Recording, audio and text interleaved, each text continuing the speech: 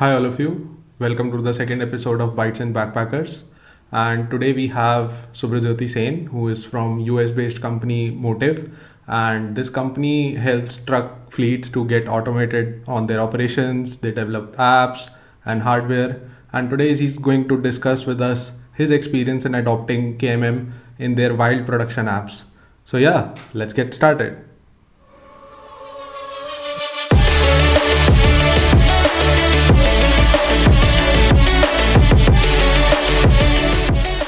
Hi, Subhrajyoti. Welcome to the second episode of Bytes and Backpackers. So I'll start with this first question, which I'm trying to keep it a trend. What was the last place that you visited, and what did you like about that place? And the last place would be Goa for the Google India Community Summit. And the thing I loved that it was constantly raining. It complemented well with the green weather. Yeah. So, and apart from raining, did you visited any places in Goa which you liked a lot? We did visit a farm, which was quite interesting compared to living in the city. The way they were doing things in a very integrated manner, that they were growing a lot of different kinds of crops that complemented each other well. They had beekeeping. So this the first time I actually saw a place where they were doing beekeeping properly, and they showed us like the different techniques they use. So it was very interesting. Got it. And were you on you took your days off, or you were working also in the meantime when you were in Goa? It was a mix. I did have some time off, but the other time I still was working remotely. Oh, okay. Nice. Yeah, I was there as well, but yeah, I like the best part for me was the resort. It was a very pretty resort. Yeah, it was really good resort. I would highly recommend our viewers to go to this Alila Diva resort. But yeah, coming back to the work. So you did told me about your experience adopting KMM in your organization.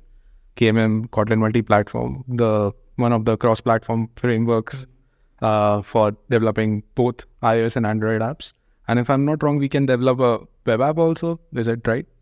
Yes, you can do web. You can do, I think, desktop as well. But web, Kotlin, and web, Android, and iOS on the main. Got it. So I would start and love your opinions on the fact that, so for me, it's like two levels. So first you have a trigger point for your framework, like, okay, that's the time I will now try it. And then there is another time when you are very serious with it and you are saying like, okay, I'm going to adopt this in our production app. So first, let's discuss about what was the trigger point for you to evaluate KMM, and how did you start? Because for example, our previous speaker, Ritesh, he started with a sample app, and that was his trigger point that, okay, yeah, let's do a sample app. So what was the trigger point for you personally? My trigger point was I was working on all of the features in my current app, and I figured that this would be a really nice place to try multi-platform because it wasn't something too complex. And it was already very platform independent, the code that I was writing. So I figured that if it's just Kotlin, why not try writing using these multi-platform techniques to see if I can use the same thing on iOS as well. So that was my trigger point where we get to start using these utility functions. For example, we would have a regex validator for emails. Now we would have bugs where iOS and Android are different implementations of the regex. So a bug would work on Android, but not on a bug would happen on iOS and not on Android. So I personally wanted to check if multi-platform would help us solve that case when we have one utility function. Otherwise, the team was just copy-paste. And when you copy-paste, it's always difficult to maintain the versions that I might make a fix and I might forget to do it on the iOS counterpart. Mm-hmm. So that was our trigger. That let's try multi-platform and see what this hype is all about. Got it. So is it like that Kotlin multi-platform is unifying or doing a unity in iOS and Android teams? Because right now, if you consider native world, they are busy with the Xcode and Android Studio, on the native Android or iOS engineers. But now, if you have a single code base to work together, I think that also open up the number of thoughts that you have on a single project, and that will bring a lot of opinions, and it will kind of be a bridge between iOS and Android, right? Yeah. So one thing we did definitely notice was the kind of participation we saw from iOS teams in like discussions about the code. Earlier, what would happen is when we are having code reviews at these implementations, we would leave each platform to their own, that Android will come up with the implementation while pertaining to a few like specific API surface of whatever we're designing. And iOS would be like left to their own team to figure out the implementations on how they write the code. But when we started writing multi-platform, the best part was that both the teams were collaborating on a common API surface, common class, were collaborating on each part of it. So the for the kind of discussions that we had, them understanding some of the paradigms that we use on the Android side, that became interesting. So earlier they weren't really thinking of dependency injection as like a core part of how we were writing software, because if you see dependency injection as a concept is more prevalent on the Android side than iOS side. When they started discovering how we were using dependency injection, and it's not just about the framework as well, just like the specific principle of dependency injection. They also figured that this would be very usable for testing. So we had those discussions in terms of how core routines work. Like it's very nice to engage with engineers on like one common specific code. Got it. So yeah, like definitely this bringing up a cross-platform framework has advantages that, okay, like it will bridge your teams and all of that. But I would also be like love to have your opinions on how was the experience to kickstart the discussion in your organization, because not all developers are very like friendly to just onboard on a different world. And especially if you ask a iOS developer to start working with Kotlin, and I have seen like the most of the insecurity is coming from the switch of the IDEs and not of the languages. So it's like if someone asks me that I have to use C++, it's not like I don't want to use it, but the fact that I have to either use VS Code or something different from IntelliJ, which kind of creates that insecurity. So what all issues you faced? And I'm going to ask this with developers as well as the product managers and all the business stakeholders which you have to convince to. So we had like a very multi-layered approach to this, because we figured that while we would need a good initial time investment on setting up KMM, setting up the baseline, making sure everything works properly. We would be like spending good amount of time there, which wouldn't be spent on feature development. So we figured that our biggest ask would be for that time. And on the other hand, we have to convince iOS developers as well. And we didn't want it to be a sort of a mandate that we convince product, and product would really convince and it become a mandate for iOS developers, because then there would be natural resistance because it's just being mandated on them. The way we approached it is we first thought of the business value. And when we thought of business value, we thought of a time and in terms of stability. So what we noticed is when we're doing a sprint flag, we were dedicating the same amount of time on Android and iOS for the same thing. Even though when one team implemented it, we would just look at their BR. But sometimes it would just be like a language conversion that they wrote a certain thing in Swift, if it's business logic, and we would just rewrite the same thing in Kotlin. And at some point, we were just looking at each other's PRs, we were like writing this code. Or sometimes they would document some of their code and we would see the documentation. So it was just basically a duplication of effort without much engineering need put into it. Mm-hmm. And similar thing with bugs, that sometimes when we fixed, since we're copying things, when we again like introduced a bug, this would come here as well. And if there is some lack of communication, that bug also replicates. So the idea was is that initially would have all the business logic, and that would be better for users as well, because they would get a consistent experience, and it wouldn't happen that some things work on this platform and doesn't work on the other, unless it's a platform specific thing, like maybe a camera wanted or something. Mm-hmm. So our business pitch was that our users would get a better experience, more seamless, and the fact that we would save sprint time. Correct. Because once we stop this, I would say copy paste on things, and so unifiedly working on it, initially there would be additional few time, like we would take maybe 3-4 sprints extra, but then from what we estimated that we would be saving per feature at least 1 or 2 sprints. Correct. Because of this. So that was a business proposition. And in terms of iOS, we didn't want to just pitch it that, hey, we will do this. Our idea was show a demo that this is what we're trying to achieve and what's in it for them. So instead of just saying that you will have to learn a new language of Kotlin, we showed small demos that, hey, like, this is what we would do in Swift, this is what we would do in Kotlin. And you can see that there's a lot of similarities in how we do things. And we started creating some documentation as well, that we ensured that we would have documentation for things that are inherent to us in terms of writing Kotlin or Android code, so that it's easy for them also to bridge that gap. So we made sure that we have enough resources, enough motivation for the iOS team to switch. And once we showed them the perks of having multi-platform, they also kind of adopted the idea that this would be good for everyone. Got it. So, okay, so if I ask you the bullet points that, like all the sprints that you showed to your product managers and the iOS developers, so it was sprint velocity, which will be like kind of optimized and be more efficient, and experience. And were there any like other things that like definitely it was shareability as well? Yeah. And so yeah, were there any more strengths? And what was your approach?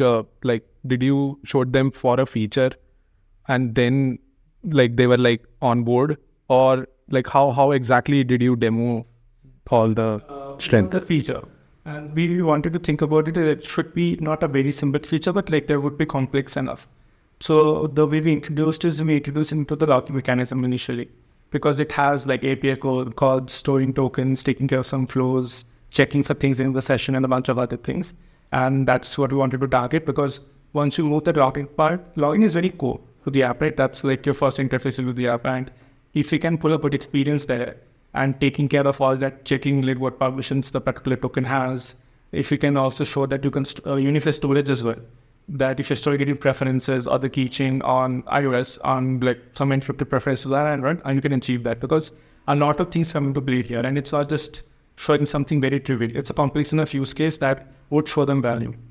And we showed them that also in terms of how we write checks. Now we don't have duplication of checks, because again everything comes into that common code. So even when they had to integrate it, it would just be about calling certain view modules or use cases, and they would get that feature automatically. That's what we wanted to do. Got it. So, so it's kickstarted with the new like a feature adopting to KMM, and then they were like on board. So, were there any kind of like documents floating around, or like how like it was an ad hoc thing? So we had initially we did get started with it because it was difficult to get like that mind shift of a Kotlin platform without writing code first. So we had the initial structure of documentation that this is what we wanted to achieve. We would figure out some of the structure along with it, because to commit to such a thing without having some code implementation was difficult. So we started working on it, and on the way when we were like learning things, we started creating more documentation and having a continuous review flow. That this is what we're implementing, or do you see any concerns, or do you see any, I would say, improvements on it? And as it when we started going to like the end of the feature that we wanted to merge it, we had put enough documentation about what are the approaches we took, what is the kind of architecture we kept, that in terms of like an NVM architecture using use cases, and what kind of code should go where, like if you're using repositories, use cases, because a lot of this, again, like we use these patterns in Android and iOS, it's not that relevant. A lot of this architecture pattern. So we wanted to make sure that every step that we did when we made the migration to KMM is documented, and there's a proper flow to everything and a basic sort of guideline set. So by the time by the time we're ready to merge that code, if anyone wants to read the code and understand any sort of decision, all decisions, all thought processes were documented, and there were threads around different discussions, like why we are doing this, why this is being implemented, why are we using a library for this? All of the question and answers that we have, those are documented as well. Got it. So like everyone was looking at the advantages and like were very on board and happy to kickstart this Kotlin multi-platform framework. And was that the same thing for product as well? Like they were ready to onboard because the strengths were looking so good. Yeah, the product, I would say the product and business teams are very happy the fact that we were approaching this, because we are a very, I would say, very engineering focused organization, because we push engineering efforts in terms of innovation and doing other things internally. That culture is very strong. So when we wanted to improve something that had so much potential, we did get a lot of backing, I would say, like from engineering managers, from their high-ups, that there was good enough backing that we should try this, because if we can pull this off, the initial effort is well worth the compounding effects we'll have. Yeah. That bet has played off, like will work with them. Yeah, I think it's like with every other framework, like even if you start like test-driven development or things like any other architecture, right?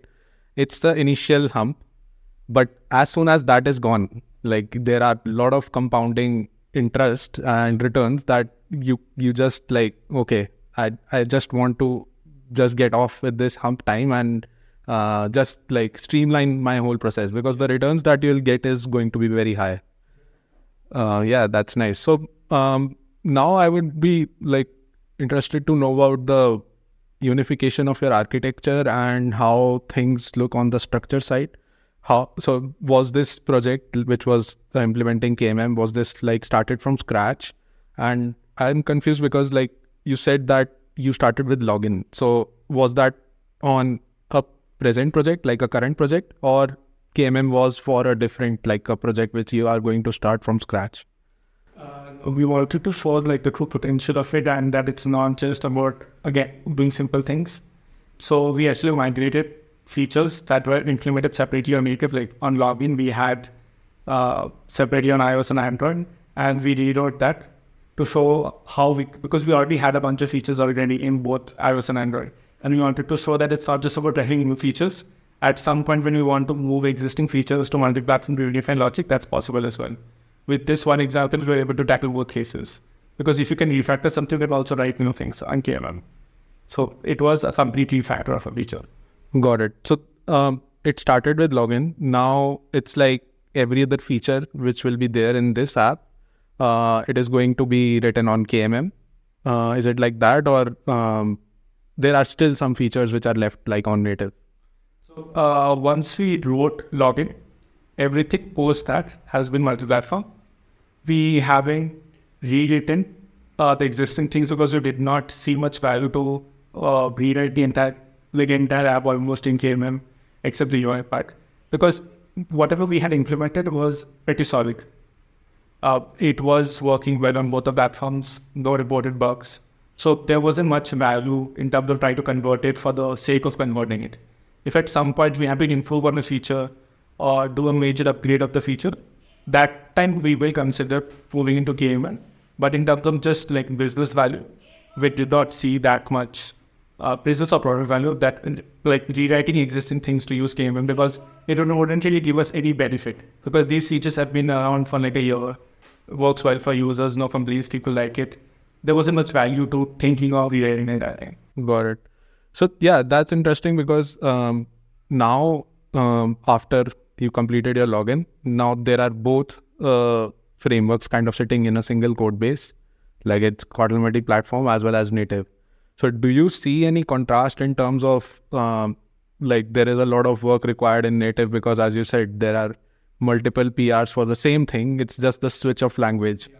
So are there any such other contrast which you have seen that, okay, like you were like, okay, I wish this was in Kotlin Multiplatform, or I wish this was in native. So do you have that kind of experiences as well? Yeah, like with common code, the best part has been common tests. Mm-hmm. Since we write tests for most of our reviews, like for example, view modeling repositories, use cases, those are like review and unit tested.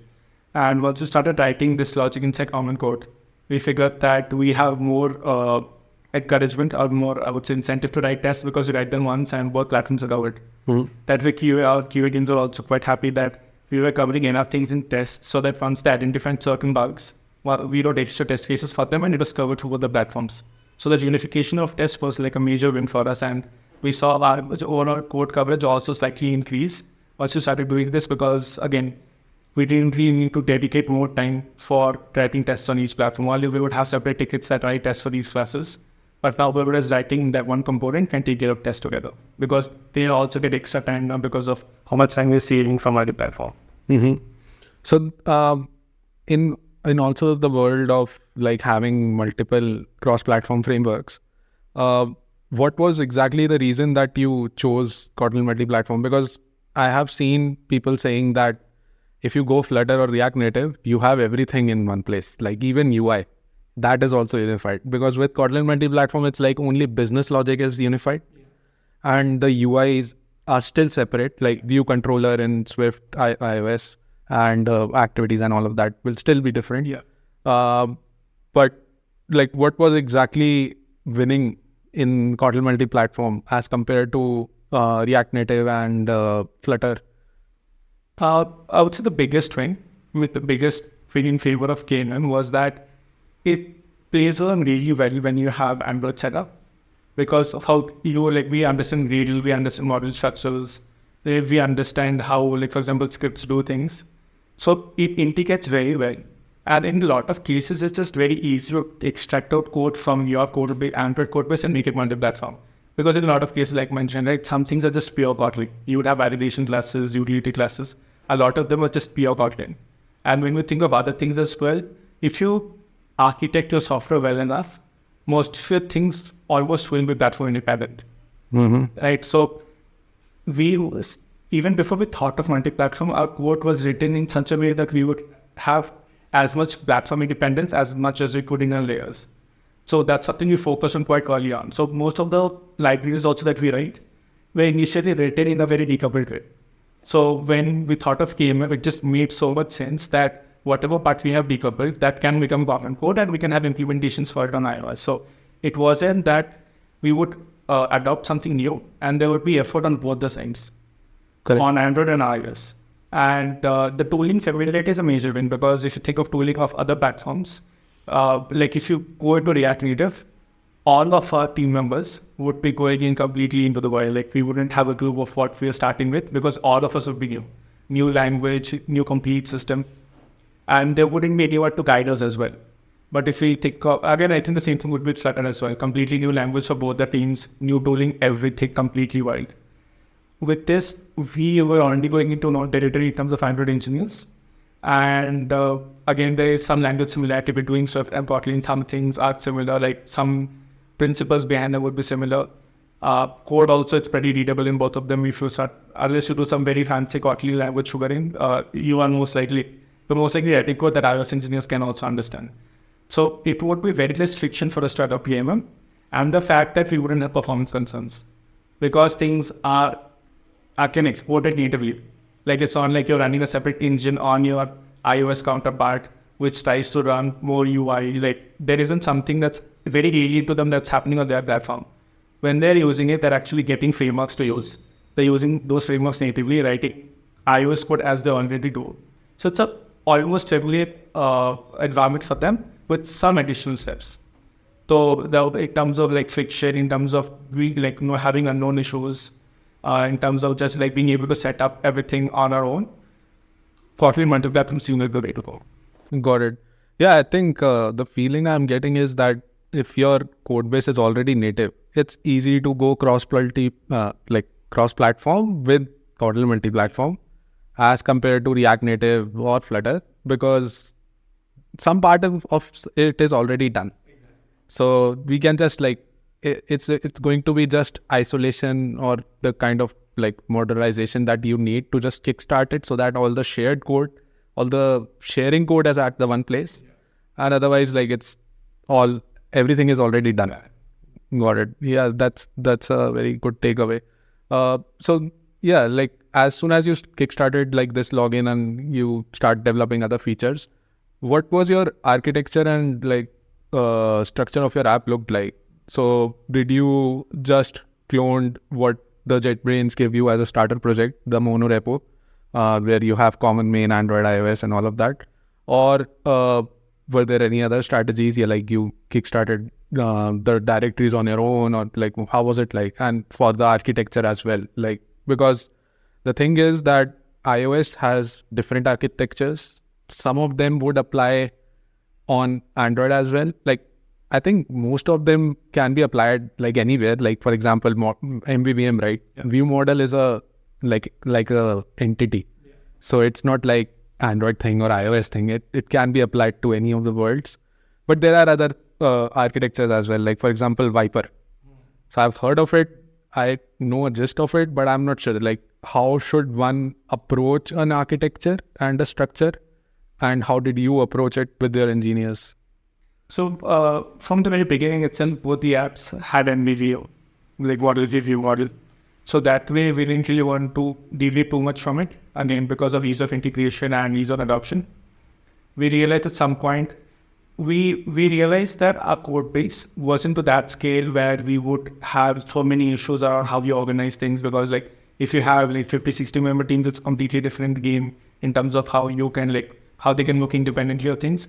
But if it's a relatively smaller team, you can take certain decisions early on and then have the foresight that at some point you would reach a certain threshold where you have to rethink and you prepare for them incrementally. Because sometimes it can happen that you over-architect your app prematurely. You put in all that effort, but that effort doesn't come to fruit at some point. Mm-hmm. So that also can happen.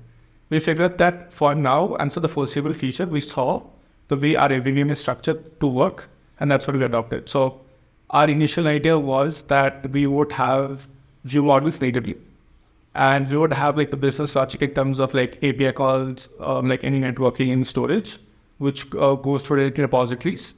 The repositories are consumed by use cases. And those cases are mostly very dumb. They take in a parameter, use a repository, get the result, do any sort of error handling, like error mapping in terms of like sealed classes, and then send it back. That's what our use cases do. So our idea was use cases and repositories, and anything underlying those repositories would be multi-platform.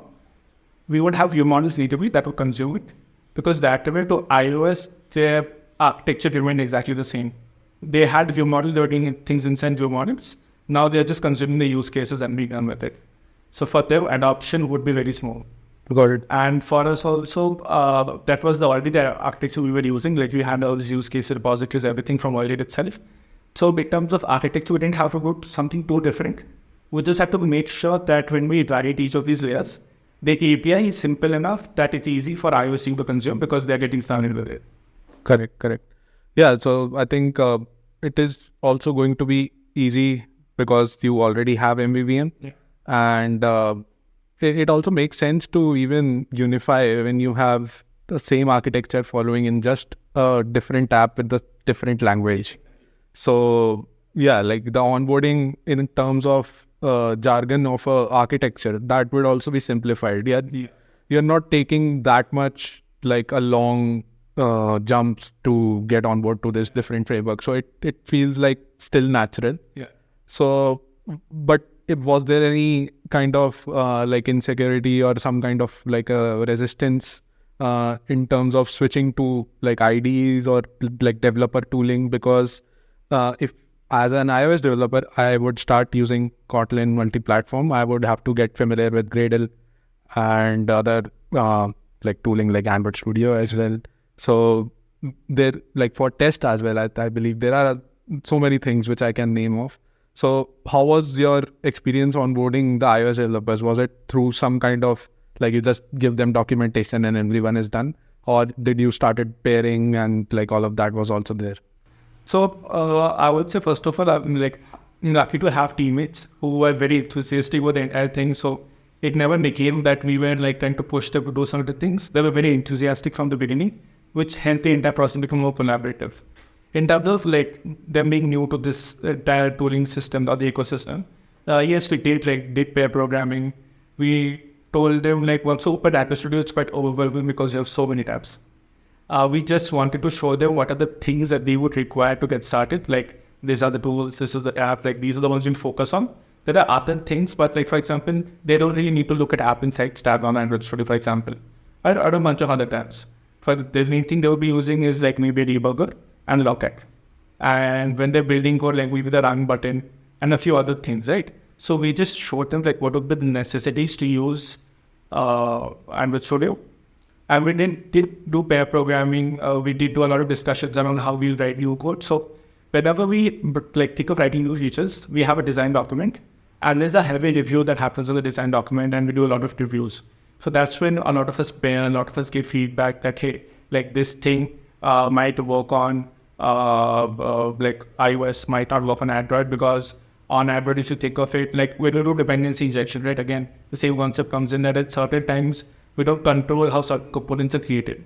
When they were creating the counterparts of those components, they were adding constructor injection, which would be quite difficult for us in certain cases. So like getting those feedback in, there was a lot of pair programming involved, especially in terms of like coroutines, thinking about coroutines, how cancellation works, how you can run things at parallel. Because, like, to be honest, as Android engineers also, we struggle with Kotlin a lot. It's an amazing framework, but we struggle. So you can imagine someone completely new coming to the Kotlin's paradigm, also having a lot of difficulties. So we try to identify more and more of these scenarios. And whenever we saw that anyone was facing issues with a certain, like maybe class or certain plugin or any sort of thing, we documented all of this. So as and when new people came in, they won't have the same, even if they have the same questions, those things would already be answered.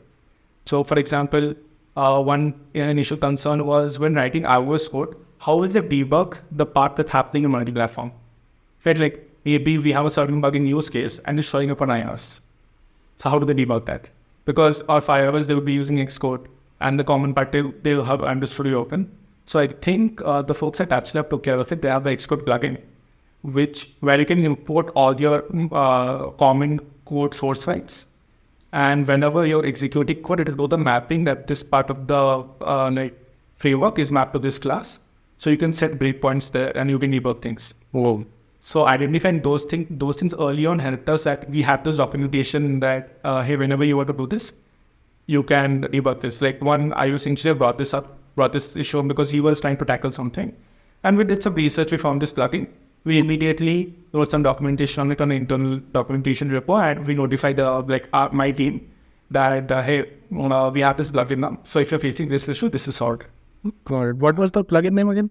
I think it's called Xcode Kotlin something. It's on TouchLab repo. It's fairly easy to find. It's a very smooth installation. Like I think you can install it through Brew. And once you do it, you just have to create a new directory in Xcode and add all those Kotlin files. And it's like 10 minutes setup and it's great. So, I mean, props to TouchLab for doing all the work they have done. Yeah, TouchLab is like quite a lot in the Kotlin Multiplatform. Right? So, we are like those things, right? And as and when, like for example, you mentioned Gradle, right? As and when they face issues with Gradle, we try to be also very active in helping solve those issues. And at the same time, give an explanation of why the issues are occurring. So at certain point, if a build breaks, they know it's a Gradle issue, they will get the logcat, they'll send it on the common channel for support. And we would respond maybe if it's a local fix, they can do it. Or we would do a PR and we would also write an explanation of sorts. And that's also something we do like an engineering culture wise in the team, that anytime an issue occurs, it's not about just fixing the issue. It's also about telling the other members why that happened. So for example, if QA faces a certain bug or a certain crash, when we fix it, we also mention like a little bit of implementation detail that we were trying to do this. This is the case we did not account for, and that's where the crash happened. So everyone has deeper understanding of the code base when we start explaining these things. Right? So whenever we have daily issues, we told them that, hey, like maybe this was due to like a cache corruption. Like for some reason, that part of the cache got corrupted. That happened once. But we could just tell them that this is the issue, and if it happens, you know that, okay, this is rare, that can happen. Or if a build breaks, maybe due to some file that hasn't been exported properly. It's like because they also build the intuition on how to tackle these without our support as well. So we put all that extra effort in. And whenever something related to Gradle or something, we were active with the support. And again, documentation that whenever we did a Gradle change, we would explain how it would benefit them.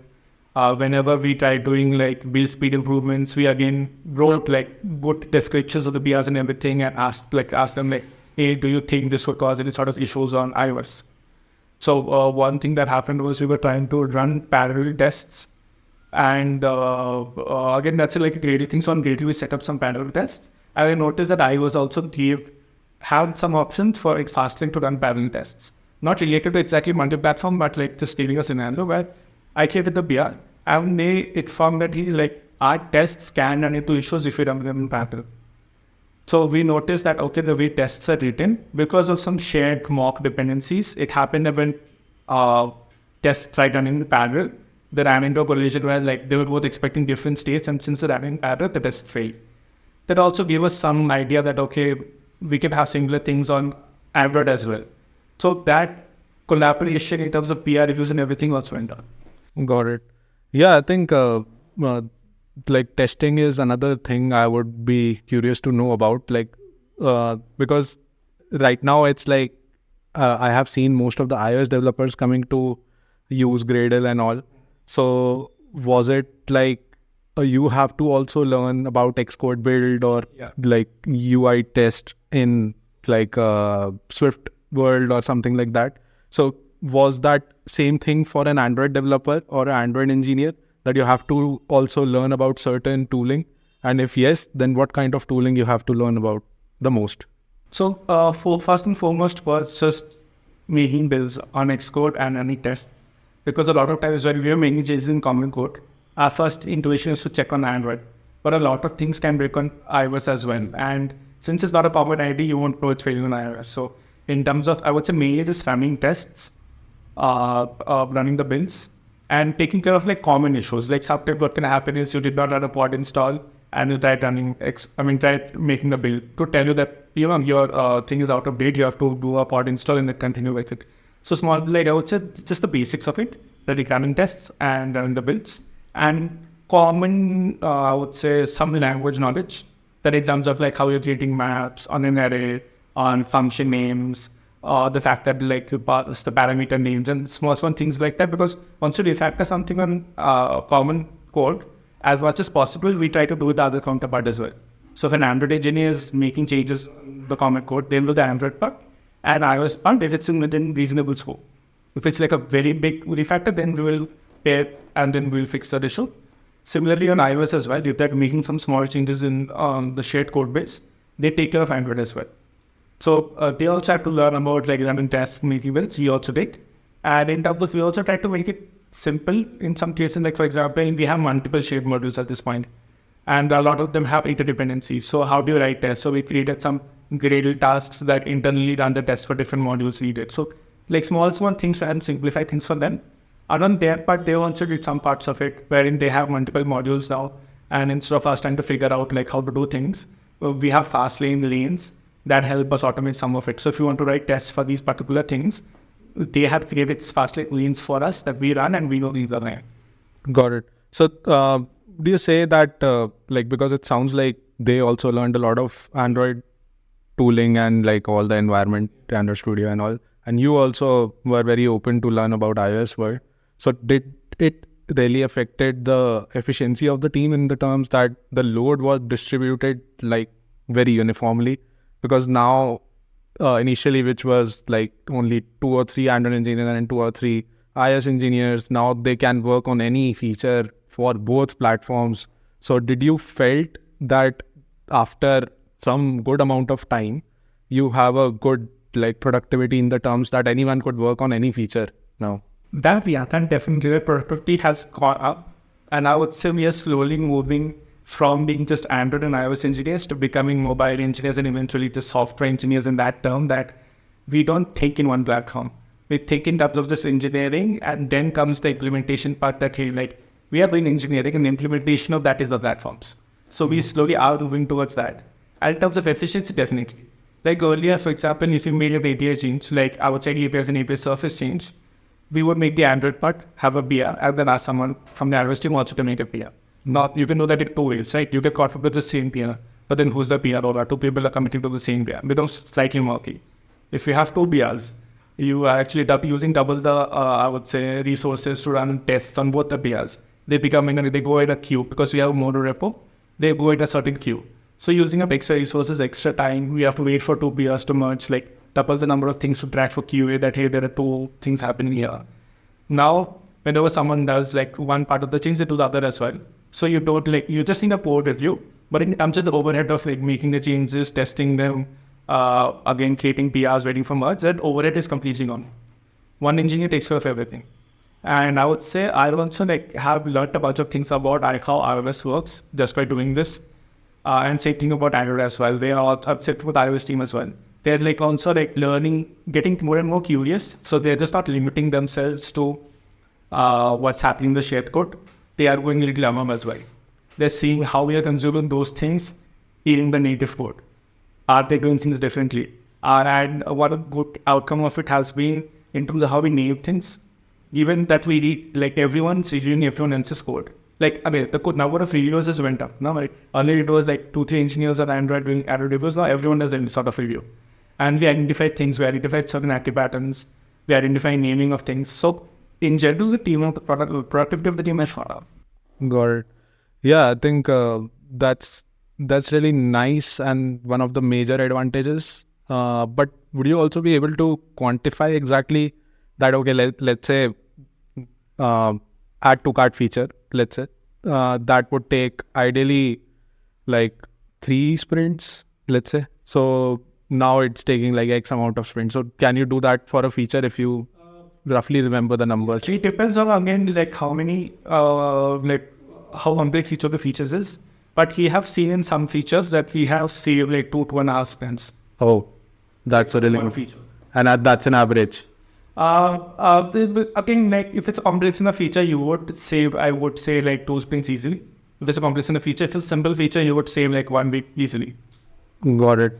And again, like if you have an extremely complex feature that goes on for like 4 or 5 months, then again, like that scale will again go, because the more complex code you write, a lot of the complexity doesn't come with the UI layer. A lot of the complexity, like running those logic, those state management, and much of other things, like figuring out at what point you're emitting one state, and also how you're representing state. Right. One thing we've been focusing on recently, and we have been doing a lot of PR reviews around, is how we do state management. Normally, if you think, right, depending on how you are writing your code, you could store some value and you might not need it as a part of your state. And again, I would say diverges the implementation on Android and iOS, that one part they're storing the value and not needing it from the state. What we have been pushing for is anything that you need on your screen should be a part of your state. So then everything is independent. Like you get your state, you should be able to render your screen. You shouldn't need anything extra from anywhere else. If it is, technically it should come as part of the state. So there was initial some differences there. But as and when we have been collaborating more, we have been unifying that. So once we got that sorted, because what was happening is we didn't sort those out. And later on, we would have some implementation issues and we would have to do rewrite of that. That was adding a few extra days. But now that we've sorted this out, implementation is very, like integrating each of these things into like the native code is extremely smooth. So if it's a very big enough feature, you can even see like saving yourself more than 2 sprints as well. Got it. Yeah, that's a really good metric, I would say, to even present to product that, okay, like look at this. This is what we achieved in the last quarter. Okay, so yeah, this is like all the trends which I am now like hearing about. But I would also like to now drill down a little bit and just like focus on the number of libraries, because I have seen that like from like, for example, the last speaker, he started Kotlin Multiplatform when it was just there. So very in like just beginning the days. So I was getting a feeling that there are still some libraries which are not adapting to Kotlin Multiplatform because it's a new thing also. So I'll just start naming like all the use cases, and then you can share your experiences in the terms that, okay, like this is something which was already there, but this is something which was not there. So as an example, for that speaker, it was like Firebase. But yeah, so I'll start with networking. So for networking, so things are already there. What was exactly that you were using? I would say for networking, they have like JetBrains is sorted out pretty well. There's library called Kata, excellent support. If you're moving from something like the OpenHTTP stack, you would still be using some kind of OpenHTTP like in the native implementations. But if you're like coming from that stack, like retrofit, OpenHTTP and everything, it's very easy to move, because a lot of the things are simple, like very simple, like in terms of having plugins like interceptors and other things, same concepts, very similar API surfaces. It's very easy. Like Kata has been very stable for us. We haven't had issues. We have had issues like once or twice, but then pretty easily resolved from the community support and also support from JetBrains in forums. But more or less, it's been a pretty solid library, and we have been using Kata since day one. If you're coming from something like retrofit, there is this other library called Kata-Fit. That is like you write Kata implementations in a retrofit way. So how you use like, then you have this interface with functions and you have annotations. It does that on top of Kata. So if you're using retrofit and you want to move to multi-platform and Kata, you can use Kata-Fit, because it gives you that very good familiarity that you have with retrofit, but with multi-platform. So it's a very nice library. You can use it. It's an annotation processor, but uses KSP, so you don't have to store it. Got it. And coming down from that repository layer, now you have your data with networking. Now you'll do some kind of deserialization. or serialization. So I remember there is JSON, but I don't think that works on Kotlin Multiplatform, right? Yeah. So for Kotlin Multiplatform, for serialization, deserialization, what was exactly what you were using? So we have been using Kotlin X serialization. Again, it's by the Kotlin team itself. It's not as lenient as JSON was. Like earlier on the Android side, we were using JSON. It's not as lenient as that. And I would say the leniency of JSON wasn't really a feature. It was more of a bug when you started using it in Kotlin. Yeah, I can feel that. So that way, things are very strict. You do have a leniency mode, which gives you some leniency. But out of the box, it won't be that lenient with you. Kotlin serialization. It needs some configuration that there's something called, I think, is lenient or a similarly named method, or how you want to treat certain errors, like what kind of, like if there are missing values, do you want it to skip them or do you want to cause an error? Like it's configurable, but out of the box, it'll be very strict on, which is a good thing, I would say. Yeah, I would like 100% agree now because I have seen the disadvantages. And I wish JSON was more stricter, and that is one of the reasons I think people consider moving to Moshi and things like other serializers, because it's not strict enough, and you will have nulls everywhere and like whatnot, and then the functional bugs ultimately. Okay, so moving on to like caching. So do you have some kind of caching involved already, like disk caching? So we have like number of caching. You just have like a DB. We don't have this other sort of caching. Maybe it's like a reference caching. But main thing is we do have databases, and we have this thing called SQLite. I think it's where the cache team. Again, as with other Square and cache libraries, very well designed. APIs are really well thought through. Most common use cases are thought through, and the documentation is very expensive. So in terms of like even the iOS team adopting it, it was a great experience for them. Like everyone had a great experience working with SQLite to get the Kotlin like multi-platform storage working. Yeah, I have used SQLite, and I would say that it feels more closer to SQL in a way, because you have to write the queries and then you have the counterpart of the APIs generated. Because if I use Room or any other like realm also, they are just wrappers, and they allow you to write raw queries, but they don't feel that natural. Yeah. Like I feel more closer to SQL when I'm using SQLite as compared to this. So yeah, I think with help of these big companies, because they are also adapting Kotlin Multiplatform, they keep on publishing and adapting their bigger libraries on Kotlin Multiplatform. I think OKIO is also now on Kotlin Multiplatform, right? Like if you want to do some disk IO or something. I haven't looked at, but I think there's like a 5.0 release and above. I think it's just pure Kotlin. So for them to be Kotlin Multiplatform, I don't think so would be like a very far-fetched thing in terms of implementation. But I'm not really sure if the multi-platform on the bombs. Got it. So for the DB caching, you have SQLite, but now if you go to user preferences, so I'm aware of shared preferences, Android, and user preferences in iOS. And that seems like a platform thing. Yeah. So when you have to cache some user session or something like is dark mode or something like that, so do you deal with the counter platform parts, or is there some kind of library there as well? There is a library. It's called multi-platform settings. I think it's with the GitHub user Russ Wolf, who used to work at Tesla. I'm not really sure exactly about the author, but it's called multi-platform settings. And it's, I think, a very nice library, and it lets you configure what kind of preferences you want on each platform. So it has a common API, but underneath you can give it implementations. For example, if you want to use user preferences or some sort of keychain or mechanism, you can use it on iOS.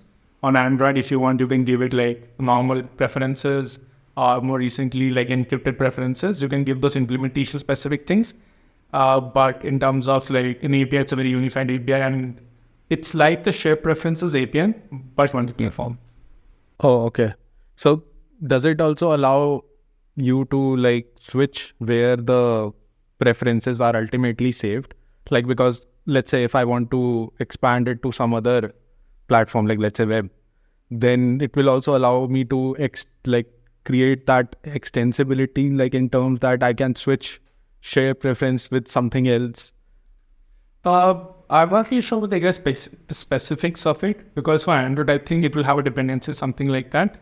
But again, the way most of the Kotlin multi-platform libraries are written, it's written in the fact that at some point you can support web as well. Very few of them have that intention of just like restricting to Android and iOS unless it's a very native thing. But like that design of that expect actual pattern kind of pushes everyone to write code in the way that at some point, even if you have a fifth target or sixth target, it's easy to extend upon it. Got it. Okay, now I will move on to the library of the hour, reactive frameworks. So I'm not sure, like initially when you started that migration with login, so do you already had like RX in some kind of like RX Java or something which you were already consuming, or you were already coming from a coroutines world? Because there is also that effort which go like to migrate that, because RX Java out of the box will not work for Kotlin multi-platform, right? Yeah. So you have to switch that like concurrency or reactive programming, whatever you do. And what was for you like the reactive framework? So luckily we moved away from RX Java and with the coroutines way, because we didn't really use RX Java for very complex use cases. It was mostly just switching threads, doing something on the background. So that way moving to something like coroutines was relatively easy for us. And we luckily did that before the move to multi-platform. So it helped us in the sense that we already were in using multi-platform tools. So we started the migration with nothing too much of an observable. We did have flows for observable, but we weren't really too sure how to do it on iOS. There was a lot of different kinds of opinions, and we couldn't find like very good library tooling support. So we came up with the callback mechanism. And since then, library support has gone up a lot. There are like lots of implementation, but we were kind of restricted by our implementation details in terms of the operating system that we support on iOS. I think at the moment it was 12 and above, and certain language features, if you think of, I think, combine and other things, are available 13 and above. So in terms of how well we could do the interrupt, there was some issue there. So initially, for simplicity's sake, we went to the callback because everyone's comfortable with callbacks. So in terms of the reactive thing, we went to a callback route on the iOS part of it, and Android we consume flows directly. Got it. So how exactly that callback was working on iOS? Like because you need some kind of thread to spawn and then deliver to the callback, right? So if I'm not wrong, if you need that thread, were you asking the platform, like iOS platform, to allot that thread and then spawn your task on it? Like how was it set up like? So initially it was that we were creating the threading resource on iOS, passing it along with a certain scope to that method so that we could control the scope as well. Like for example, when the view controller no longer needs anything, it will cancel that scope and the callback will stop returning things. Initially, that's what we were doing, like when we did the initial migration. But as when things improved, like I think with coroutines 1.7.0, they have like native support for like iOS, the IO dispatcher and other things as well. So we completely moved to that setup wherein we are not asking iOS to create like sort of resources for us. Multi-platform, like coroutines multi-platform was taking care of it. But earlier we did have those like native site resources wherein for iOS we were creating like a fixed pool ourselves and then passing it on. Got it. So yeah, like this is one other thing which like when I was trying Kotlin multi-platform was kind of like a black magic to me, because there is something related to thread. I can recall that thread modeling works differently on Kotlin native or something, but is it something we should, as a user of Kotlin multi-platform, should be concerned of when we are doing and considering these kind of libraries? So I would say with the old memory management model that they had, there were some things to take care of, like in terms of when you're accessing, like for example, a companion function, like for example, right, you have an object and inside that you have these functions. Earlier, what was happening is that if you're accessing these or you're accessing those common static resources, you would have to annotate them properly to make sure that there's some sort of a freeze on it when you're trying to access. If there's a parallel access, there could be issues. Then the new model, you would have to go like not worry about anything. Oh, really? The new model, at least from our experience in maybe something's wrong, but with our experience, we haven't had to be like cautious about things. Because with the old models, like you would have also things like annotation. Like for example, if you were using an object class, earlier I think you were recommended to use something like thread local. There was an annotation, and what it did is anyone who was accessing that particular function will get a different instance of it. So when we think of static, we think a single instance, right? So for example, if I change a value, they would, or if I like have a static reference to a certain resource, everyone gets the same resource. But with thread local, what was happening is everyone who was accessing anything that's marked as thread local would get different instances of it. So we had different implementation classes and different classes inside iOS. So even though we thought it's the same instance, it wasn't. When we checked the memory of it, we noticed that the hash was different, and we figured that, hey, we are getting these different instances, wherein we are realizing we are expecting it to be the same instance, and that was leading to some bugs also. And we figured that was like something that was very inherent to the old model. I think with Kotlin 1.8 something, I'm not sure exactly which version, but then made the new memory model the default. And with the new memory model, we'll just like not have to worry about it.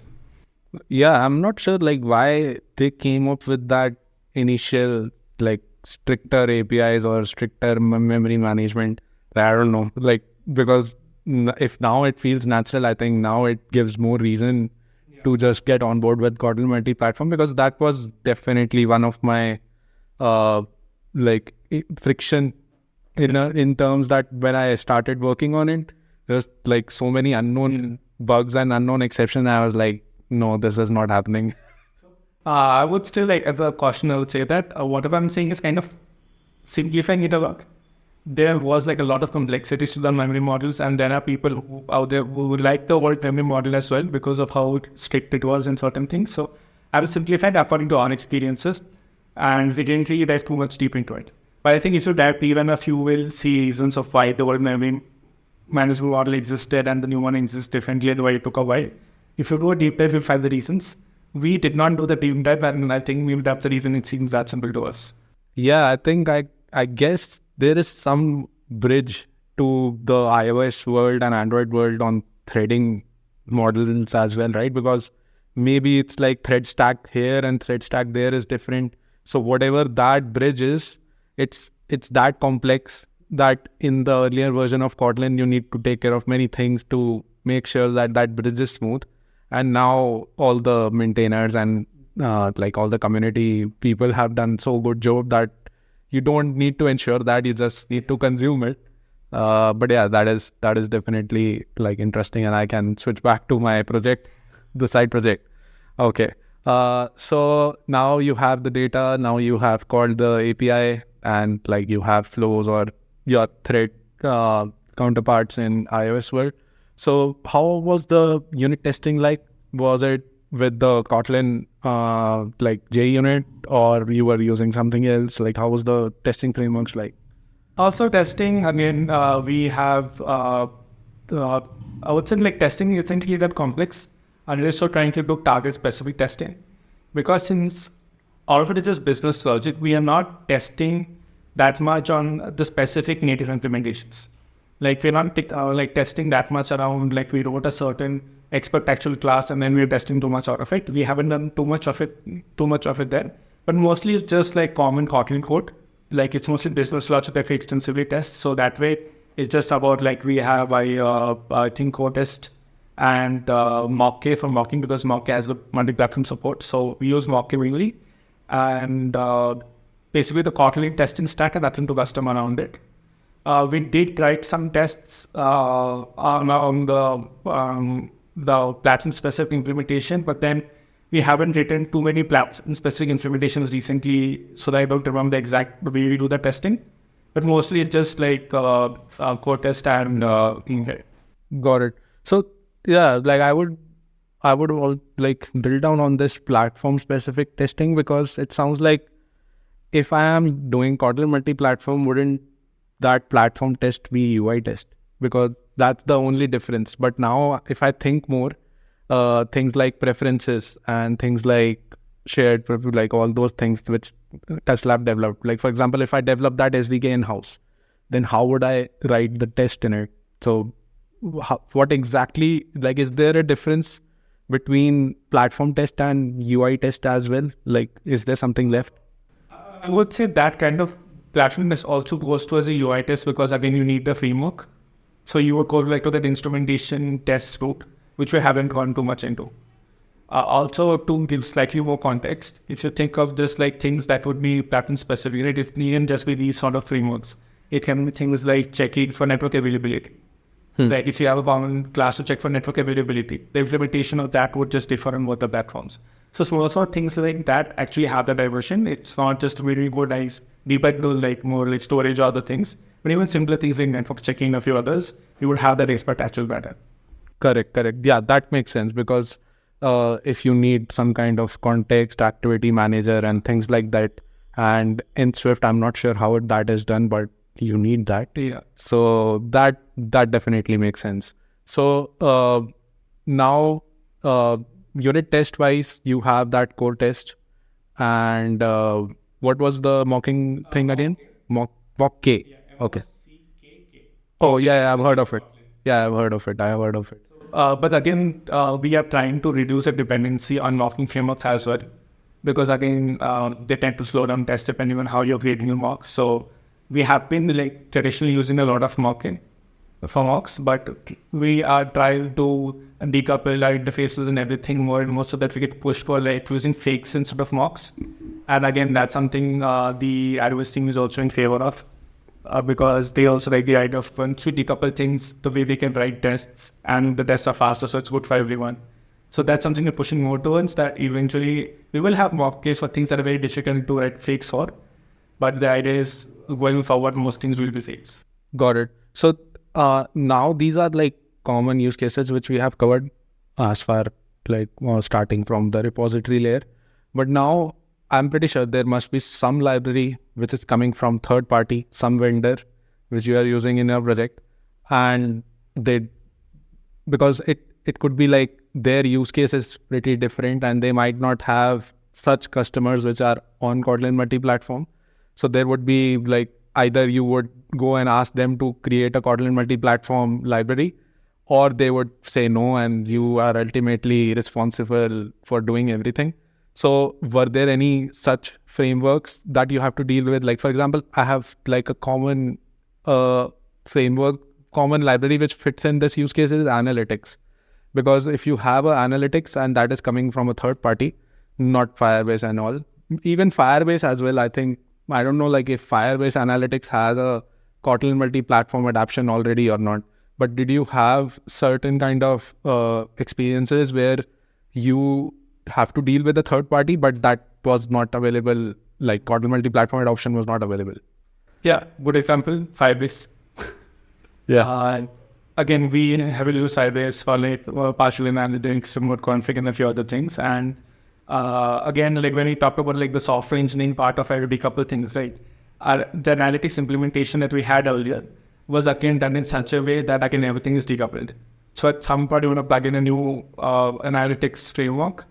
It's just like addition in two files and the thing is configured. So everything was that decoupled. So even before we thought of multi-platform, we were just designing things in the way that would be very flexible. And on multi-platform, it just became easy to plug it in. And Firebase Analytics, I think, is the one that we are tackling, where we created this new module that's multi-platform. And again, the magic of expect actual. Correct. We had the Gradle dependency for Firebase Android in the Android main actual implementation. And on iOS, we added as a CocoaPod dependency. So we had a CocoaPod dependency on the Firebase and Analytics dependency.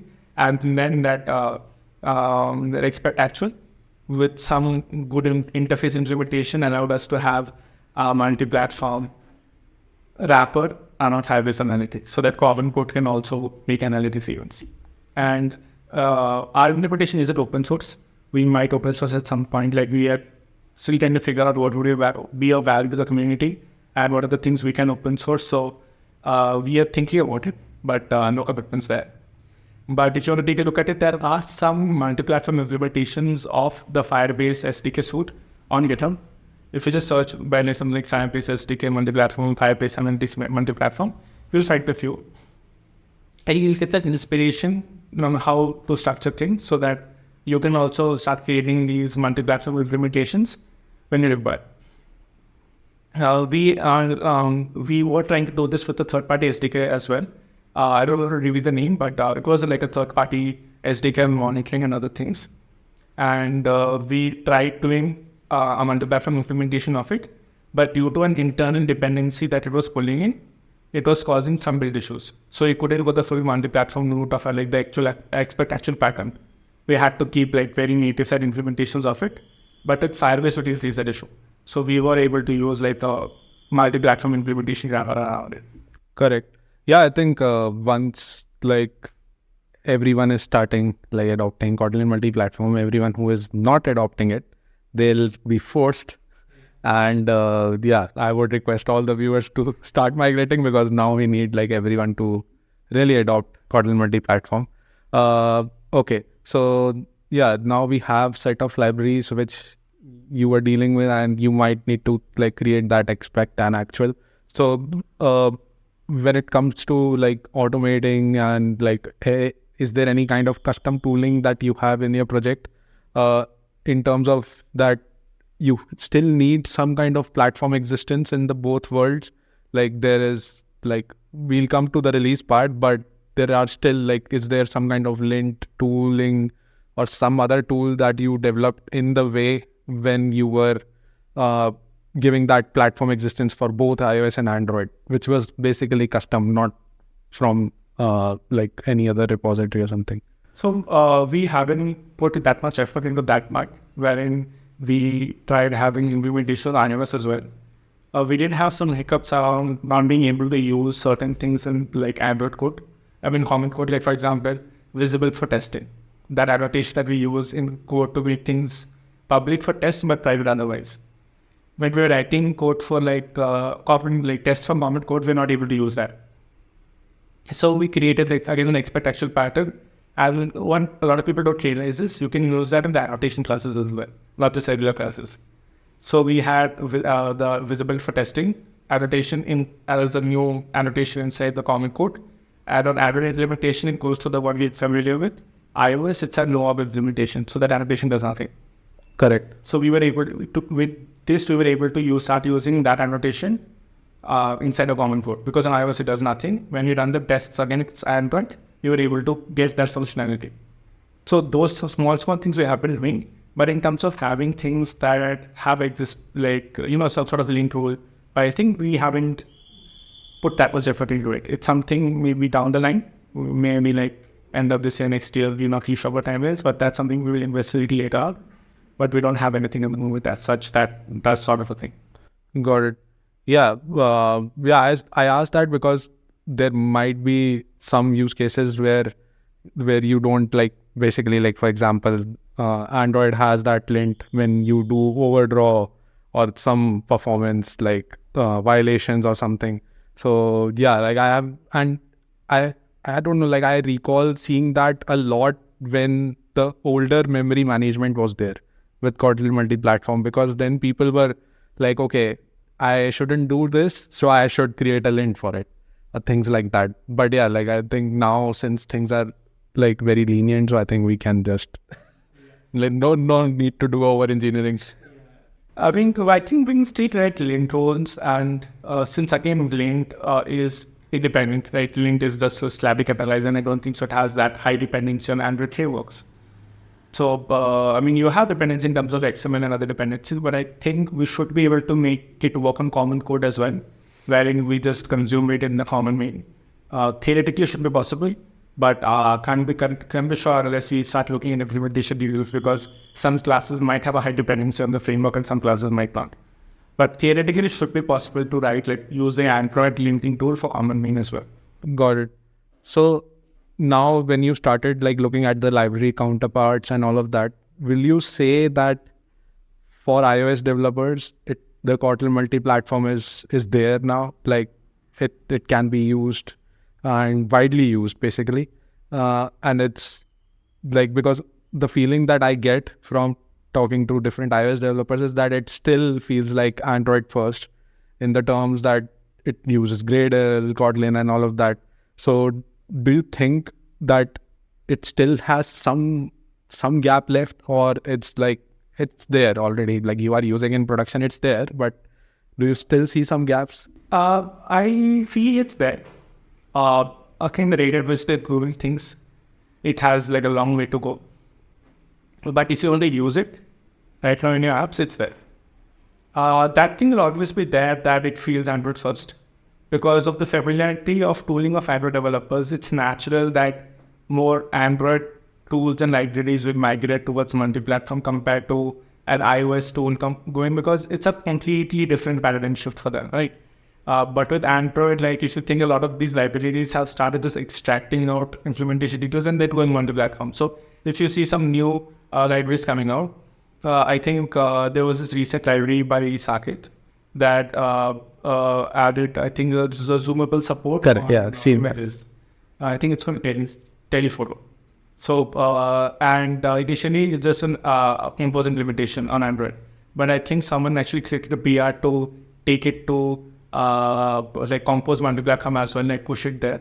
I'm not sure if it's merged, but there was a BR. And it's that because everyone's so familiar with things that it's easy to first write the Android implementation and then just extract out things and move towards the iOS side of, multi-platform side of it, and then get someone's help from iOS to do the iOS implementation. Or if you are like very enthusiastic, you will learn Swift, the iOS and iOS tooling as well, and then create the implementation there. But for iOS developers, it will still require more effort because it's a very big shift compared to Android developers. Yeah. So there are IDEs that are coming up that's both platforms first. It doesn't become first anymore, but it focuses on both platforms equally. But given that the plethora of IDEs we have for Android, it would always feel like it's like Android. Yeah. So you are saying that if there would be someday and someone launched Swift Multiplatform, you'll be willing to switch to that? I definitely. As long as in the end I can interact better with my teammates and write code where everyone collaborates, definitely I would. Yeah, I think that's a very good takeaway, that like the strength of these kind of frameworks, the returns are so much that you should not look at the new learnings, because that's like the software engineering. You need to adopt, you need to evolve, you need to learn more languages. And this was another thing which we actually discussed in the previous podcast as well, that should you be starting new frameworks just out of FOMO, or there should be a use case and you should take at your own pace?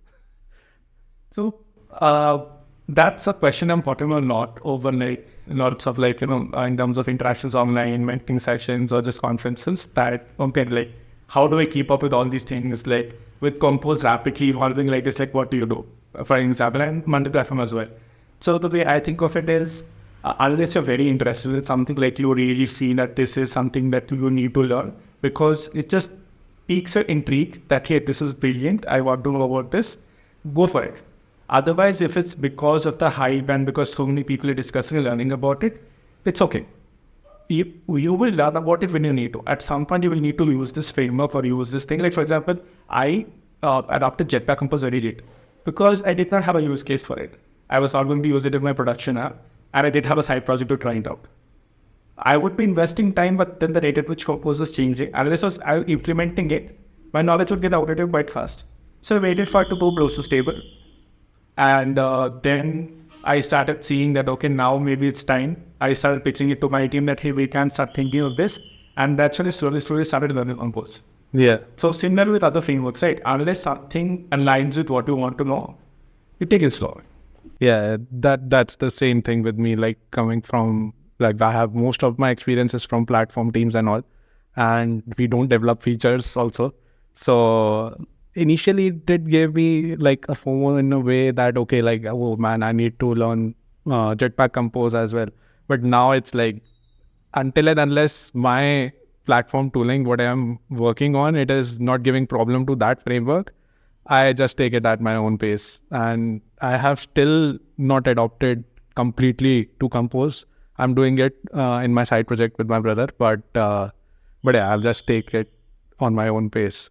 Okay, so done with the libraries, and now I would go to one of the like complex part which I have heard of, like from the most people who have tried Kotlin Multiplatform, that is releasing, because that is not so talked also. So what was the the release process for your apps look like when it was Kotlin Multiplatform? Because there are different binaries needs to be generated. There is a dot framework file for iOS, R for Android, and then there is like the whole APK and IPA or whatever simulator binaries. So what exactly automation or what was the QA process also looks like? So first of all, in terms of like how we share the code base, different teams I think you might be in our company have different approaches. We have always been like an ownerable setup, like my team. So for us, when we want to consume that shared library, we consume it directly. We have a part like a pod spec that directly points to the shared code, like using a relative path, and then builds from it. We haven't reached the stage where we want to do versioning yet, because for our team, we are a very fast-moving team because of an app that is quickly iterating a lot. And at this point, we would require additional effort for us to start following things where we version things, because the rate at which we're fixing and changing things is quite high. So even then, that's again not like a scalable way, but at the moment, that's what we need. Eventually, we do plan that once we have more modules, things are more spread out, because right now all of our common logic, business logic, lies inside one model. And it has just grown over time because of how rapidly we evolved. The ideas will start breaking down.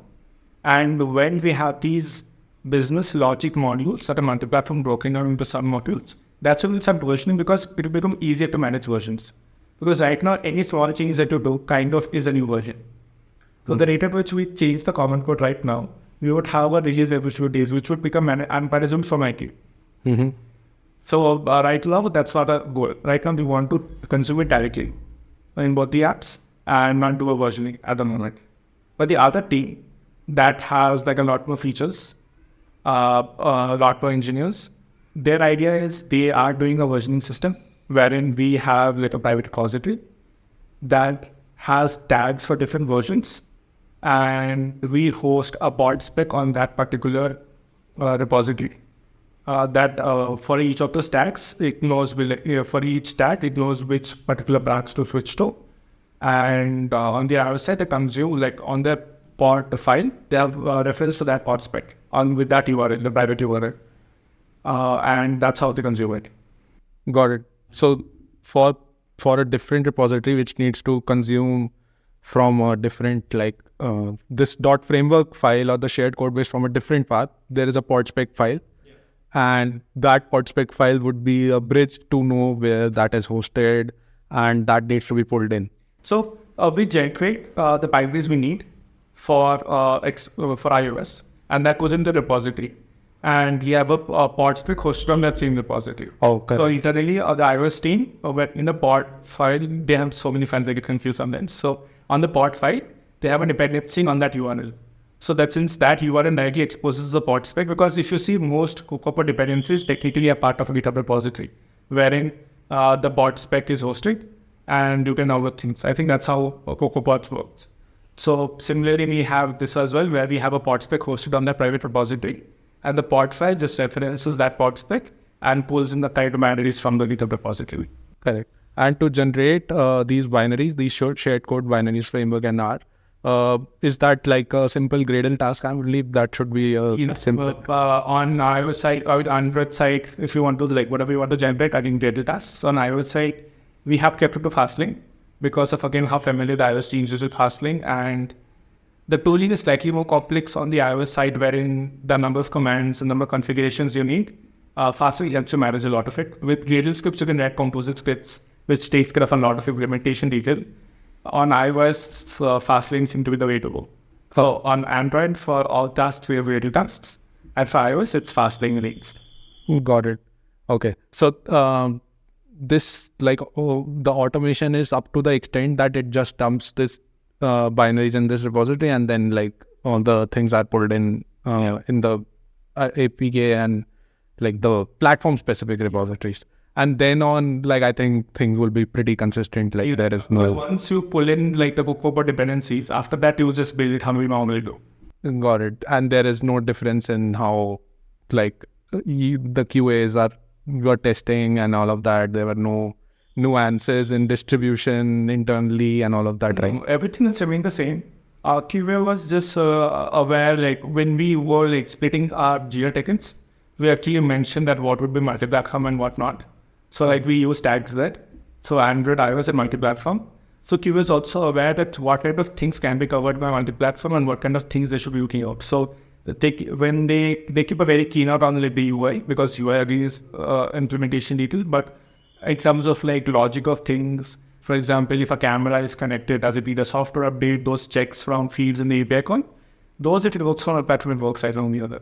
We have built that confidence. So they will still do a sort of scientific testing, but they come with the confidence that these sort of things will work on both the platforms. Correct.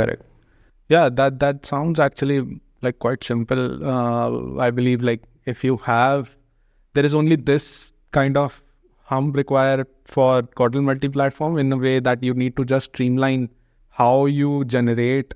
Like I think generation of these archives are pretty straightforward but how you channel it to the native repositories, that is the difficult part. But as soon as you have that figured out, like how you figured out, like for you, it's like your team is just iterating over it. You don't have like really an automation, but one team is having an automation where they pull in from this pod spec file. Yeah, that is. And is there any kind of like already like these kind of documentation which our viewers can like go through? Like how is that set up like?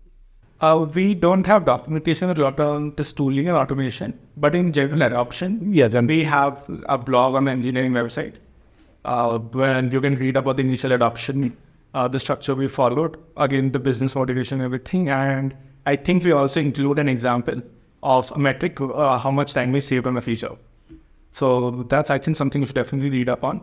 It's a very good read. I'm not sure if there's a recording of a certain topic came around our tooling. I'll let you know if I find any, like if there's a recording, but that's what I discussed on the tooling specific implementations we did, how some of it became redundant after libraries improved.